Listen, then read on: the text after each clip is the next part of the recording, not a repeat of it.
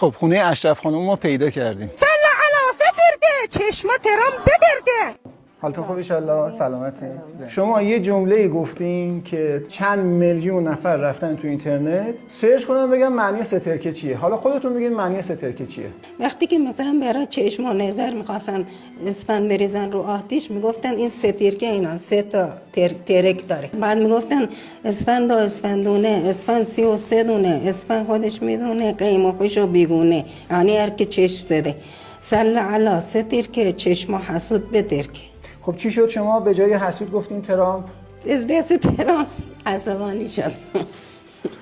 آشوان شنیدیم که میخواین بلاگر بشین، میخواین پیج بزنین، داستان چیه؟ چجوری مثلا؟ نه همه میگن که این جمله رو شما اومدین بگین که بعدش میخواین مثلا پیج نه بزنین. من پامو که از خونه اشتم بیرون گفتم برای رضای خدا این کارو میکنم.